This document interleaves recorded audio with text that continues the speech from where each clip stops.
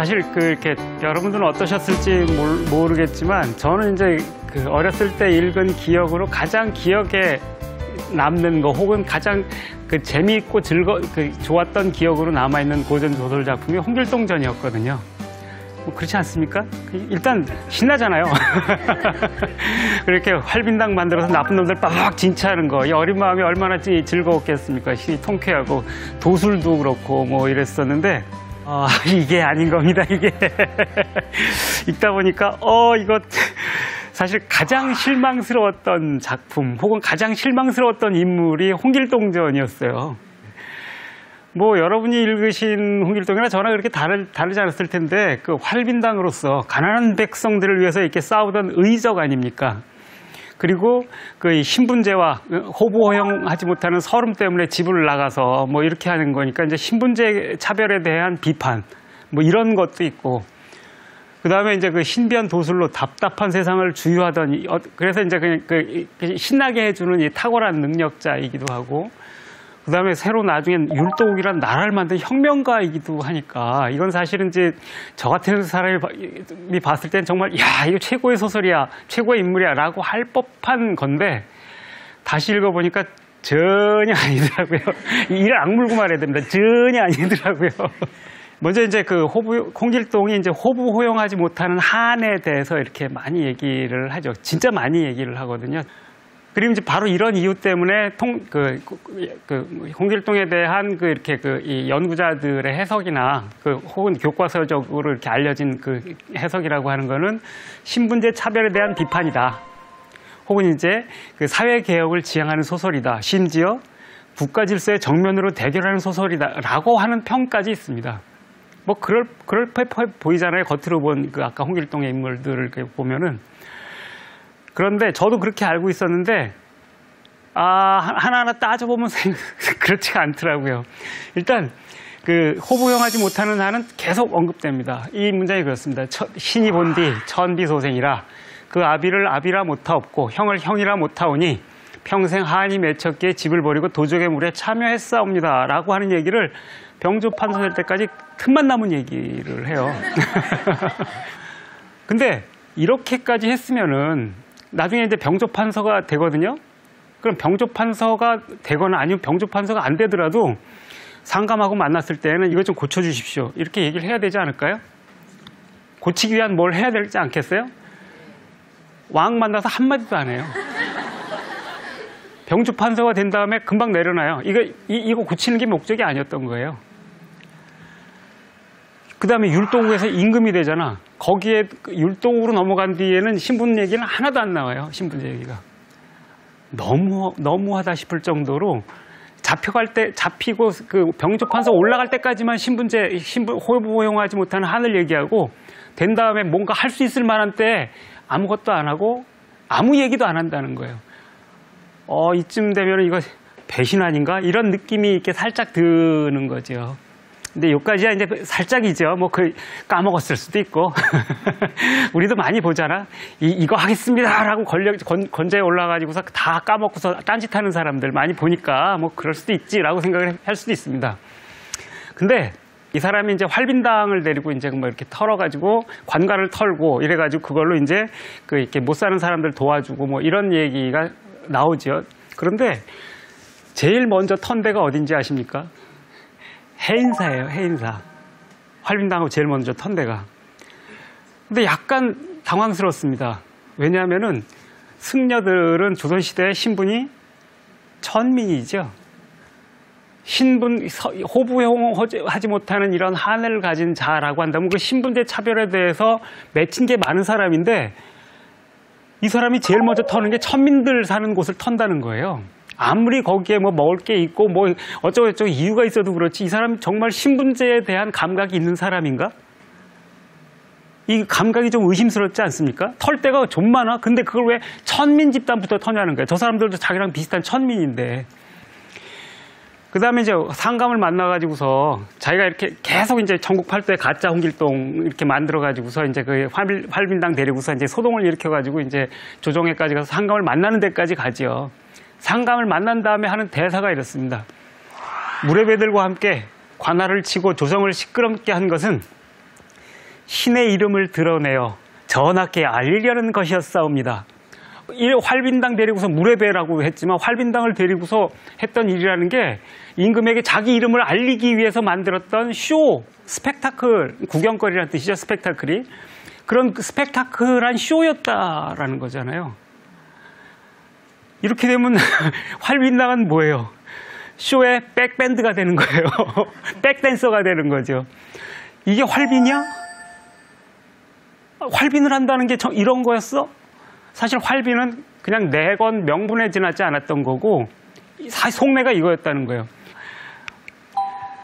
그 다음에 병조판서가 됩니다. 그러니까 이 잡혔다가 풀려났다, 잡혔다가 도망쳤다, 이걸 몇 번 반복해요. 근데 그러면서 이제 홍길동은 아무리 해도 잡지 못할 것이니 못할 것이나 병조판서로 임명하면 잡힐 거다. 병조판서 임명해달라고 이제 방을 붙입니다. 이제 물론 이제 주정에서는 이 도둑놈을 여기다 이 사고 치는 놈을 임명해서는 안 된다라는 반대가 처음엔 있었으나 또 이제 괴롭히니까 결국은 이제 포기하고 그래 병조판서 해주자. 그게 제일 편한 길이겠다라고 이렇게 임명을 해줍니다. 그래서 이제 이 병조판서 임명한다고 방을 내붙이니까 홍길동이 이제 지금 홍판서가 임금께 인사하러 온다 이러고 다닙니다. 정말 황당한 거예요. 그리고선 병조판서 임명 시에 임명하고 나서 그럼 병조판서가 돼서 뭔가를 해보고 싶었던 게 있었던 거 아닌가? 근데 금방 다음 날짜로 퇴직합니다. 그럼 이 병조판서가 되려고 했던 이유는 뭐예요? 직함을 얻어서 나도 병판에 올랐어 라고 하는 이런 것들로 상감의 인정, 신분제 사회에서 양반들의 인정을 받는 것으로 딱 끝나버리고, 인정을 받았으니까 이제 더 이상 됐어, 사심 없어 보이지만 사심 없는 게 아니고 인정 그 자체를 구했던 사람이라는 거예요. 병판을 해가지고서 뭘 해보겠다, 그렇게 군사를 바꿔보겠어, 신분제를 바꾸겠어, 이런 꿈하고는 아무런 상관이 없이 직함만 얻어서 됐네 이걸로 끝나 이랬다는 겁니다. 야, 이 사람은 정말 자기 인정 욕망 하나 가지고서 그럼 활빈당 끌어들이고 거기다 사람들 이렇게 난리치고 이 소동을 일으켰던 거야. 이렇게 되면 사실 이건 진짜 난감한 인물이지요. 그 다음에 이제 그렇게 그 상감한테 이제 그 병조판서 그만두면서 이제 쌀 좀 이렇게 달라고 식량을 얻어가지고서 자기 그 수하들하고 그 식솔들 데리고서 이제 이렇게 이 남경제도로 갑니다. 남경제도. 그 남경제도로 가서 이제 뭘 하는가. 저는 이제 율도국을 세웠다라고 알고 있었는데 아니더라고. 율도국은 그 남경제도에 있는 나라더라고. 제일 처음에 가서 그 숲속에, 사람들 안 오는 숲속에 이제 저기 아지트를 만들고 거기서 이제 농사 짓고 군사훈련을 합니다. 그리고 홍길동은 개인적으로 돌아다니면서 자기 아버지 묘자리를 찾습니다. 근데 그 묘자리라고 쭉 만들어 놓고 아버지 이제 돌아가신 다음에 가서 데리고 오는데 서술입니다. 이미 그러니까 국릉, 왕릉 규모로 묘자를 만든 겁니다. 이 양반은 도대체 그러니까 이미 마음속에 뭐가 있는지 대강 다 있는 거죠. 그래서 실제로 보면 여기 숲속에 정착해서 농사 지으면서 군사훈련을 시켜요. 3,000명 데리고 가가지고. 군사훈련을 왜 시키는가? 외적들 침입을 막기 위해서? 거기는 숲속이라 아무도 모르는 데라고 돼 있어요. 아무도 침략을 안 해오는데 그런데도 왜 군사훈련을 하냐는 거예요. 이건 뻔한 거죠. 이 군사들을 시켜가지고서 왕이 되고 싶다라고 하는 야심, 이런 것들이 속내가 쫙 읽히는 거지요. 그래서 이 율도국을 이렇게 점령을 합니다. 율도국을 세우는 게 아니고 율도국은 있는 나라인데 그걸 치고 들어가는 거예요. 근데 그 율도국이란 나라가 어떤 나라인가? 이렇게 이 경판본에는 이렇게 써 있습니다. 견고하고 풍요로운 나라. 그 다음에 완판본, 전주에서 찍은 판소리하고 굉장히 비슷한 게 완판본인데요. 중국을 섬기지 아니하고 수십 대를 전자전손하여 덕화 유행하니 나라가 태평하고 백성이 넉넉하다. 태평하고 넉넉하게 사는 풍요로운 나라라는 겁니다. 아마 이제 이렇게 남경제도라 그랬으니까, 그러니까 대만이나 이 정도 오키나와나 그 정도 근방 아닐까라고 이렇게 짐작은 되지만 그건 사실 중요하지 않죠. 어쨌든 율도국이란 나라가 예를 들어서 폭정에 시달리고 백성들이 아주 고생하고 이런 나라였으면은 문제될 게 없는데 이렇게 태평하고 백성들도 넉넉하게 사는 풍요로운 나라야. 여기를 어느 날 갑자기 급습을 해서 치고 들어가는 겁니다. 그건 식민주의적 침략이잖아. 그렇잖아요? 그러면서 왕하고 왕자 날려버리면서 자기가 왕이 되는 겁니다. 그래서 침략의 명분도 없어요. 명분이나 이유가 안 나와. 응? 나라가 뭐 문제가 있다거나 왕이 문제가 있다도 안 나와. 멀쩡한 나라, 잘 사는 나라, 평화로운 나라에서 치고 들어가는 겁니다. 왕권을 뺏기 위한 침략, 제 개인의 야심에 의해서 이런 행위를 한 것에 지나지 않는다는 겁니다. 그래서 여기 또 한 번 이제 실망을 했죠.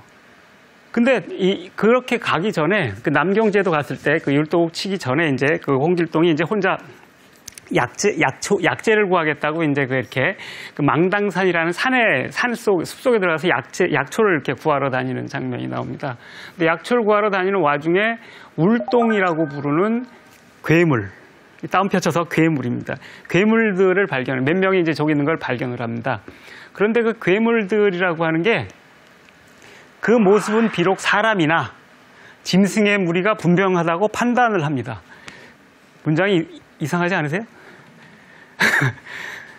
모습은 분명 여러분 같은 사람인데 괴물이라고 판단을 한 겁니다.